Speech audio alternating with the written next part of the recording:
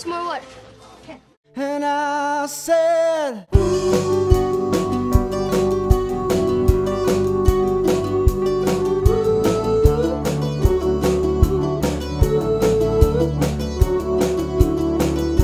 today our snack is, fittingly, a s'more Pop-Tart. So, here we go. Cheers. Cheers. Good stuff. Yeah. Brings back memories. So, tell me a little bit of a background about yourself. What were you doing before Stone Feet? Before it came out, I was kind of sitting on the record. And I was also writing it. I had compiled a bunch of songs over like the last 3 years pre-Stone Feet that I'd written while I was playing in other bands. I had a band called the 92s, and that was my primary project for a long time. And I had all these songs that just like, that they wouldn't fit with whatever aesthetic we were kind of pushing at the time. And I just had a collection of them that kind of formed what I felt was a record, and needed a treatment that wasn't like me with a loud rock band. Right. So, and I needed to do it by myself. Very cool. There's a throwback question here. Yeah. What is your first musical memory? First musical memory. A lot of it has to do with my dad. My dad plays guitar and sings. He doesn't, I don't know if, he maybe has written some stuff in the past, but he doesn't really play things that he's written if he's written anything. He mostly just, you know, plays Neil Young songs and all that. I remember running downstairs as he's playing at our family kitchen table, and just like wanting to sing along with him. He would play like John Prine songs, Neil Young, a couple of Elliott Smith songs, like Waltz No. 2 is like seared into my brain of him playing that song. Those are my first musical memories, are just running down after my bedtime, hearing him play at the kitchen table and wanting to join in. And he and my mom would take us to shows as well when we were kids, like crazy shows. Like we saw the Crosby Stills, my first concert is the Crosby Stills Nash and Young reunion tour. I was like 7 years old or something. That's like legendary, that. man. Yeah, it's crazy. It makes no sense. That's awesome. Mine was Backstreet Boys. Well, I mean, so you got me beat. Equally great. Yeah, band. iconic from a different yeah, for sure. But yeah, it's those memories for sure. Cool. Yeah. The next question I have for you, similar vein, and it's one of my favorite questions to ask is, when was the first time that you ever performed in front of a crowd? Performed in front of a crowd. I would do these things called like talent and treat nights at my elementary school. Okay. Through middle school, and it was like a talent show for anybody from like 3rd grade to 8th grade. So it was a wide range of talent. Yeah. It was just like, sometimes it was just like somebody dancing to like a Britney Spears song or something. Yeah. It was just dumb stuff. But I went up there, just me singing, and my friend Drew also sang when I was like in 4th grade. It was me and him, and we sang a Neil Young song when my dad played guitar behind us.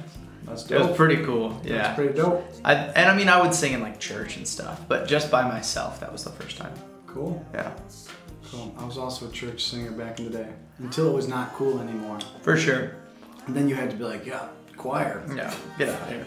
That. I think I hung on until my freshman year of high school, which I think was probably long. That's a long time, yeah. I went through middle school. Which I'm sure helped you out in the long run, though. Maybe. It helped you get an ear for it, you know, helped you find harmonies, how to sing well with people. That's true. That is true. I think it helps. Yeah, for sure. Bittersweet, the choir days. Yeah. The next question I have for you is, I'm gonna make up right now. Tell me about the first band that you were ever in. First band I was ever in.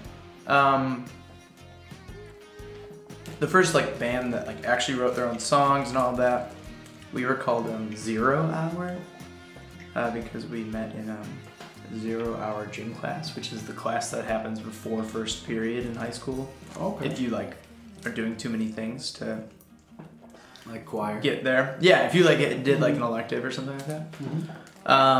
And it was full of the kind of like, not really burnouts. It was either like really high achievers, like really smart folk who were like taking too many classes, or it was like kind of like band burnout kids. Who, like, we're like in high school band, but like we're kind of. That was like me. That was like me and Tim. Yeah, I did the same thing. I was in the high school band playing clarinet, so I needed an extra period to get all my credits, and all of us met there, and we called ourselves Zero Hour.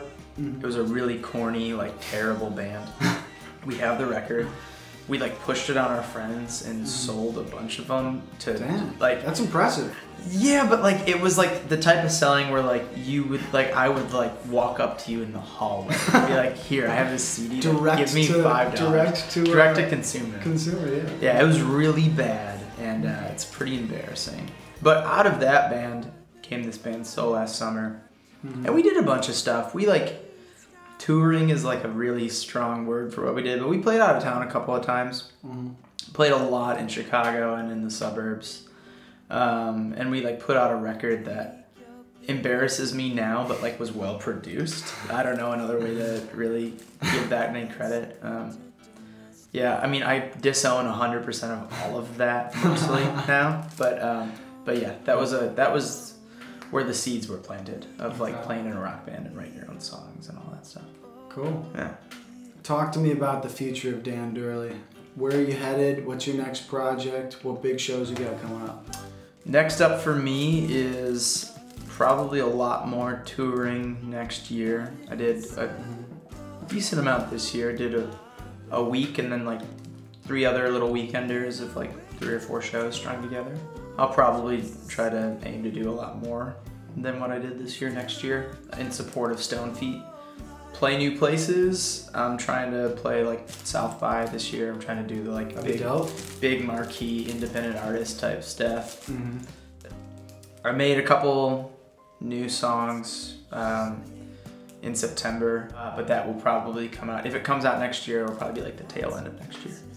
And then my time will also be taken up by, I play in this band Lurk, and they're kind of like melodic, very melody focused, like kind of hardcore, heavy rock stuff. I don't sing it, I just play bass, but we're gonna be doing a bunch of touring and we'll have a new record out in a couple of months, so. Very cool. Yeah, mostly Dan Durley stuff though. In 2018 I'll be focusing a lot on that, playing out.